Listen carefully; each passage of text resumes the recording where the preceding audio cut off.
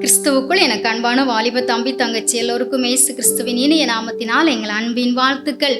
இந்த நாளிலும் பரம தகப்பன் இயேசு உங்களுக்கு கொடுக்கிற வார்த்தை பிரசங்கி 12:13.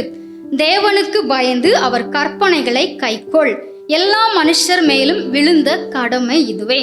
எனக்கு அன்பான வாலிப தம்பி தங்கச்சி, நாம் காலையில் எழும்பினதிலிருந்து இரவு தூங்க செல்லும் வரைக்கும் உலக பிரகாரமாக அன்றாட நம்முடைய கடமைகளை நாம் செய்கிறோம்.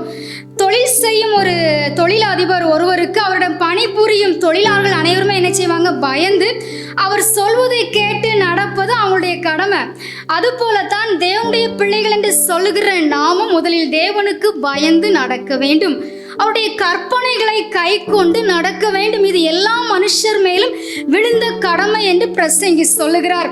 நீங்க மட்டும் இல்ல, எல்லா மனுஷருமே ஆவிக்குரிய ஒரு வாழ்க்கை வாழ வேண்டுமானால் அவருக்கு பயந்து அவர் கற்பனைகளை கை கொள்ள வேண்டும். இது அவருடைய பிள்ளைகளாய் வாழ்கிற நாம் அனுதினமும் செய்ய வேண்டிய ஒரு கடமை. இப்படி நாம் எல்லோருமே அனுதினமும் ஆவிக்குரிய கடமையை நிறைவேற்றி நன்மைகளை செய்து அவருடைய பிள்ளைகள் என்று சாட்சியோடு அவர் முன்பாக நிற்க வேண்டும். உங்களை அப்படிப்பட்ட கிருபையினால் இனி தேவன் ஒவ்வொரு நாளும் நிரப்பி நடத்த போகிறார். ஆமென். God bless you.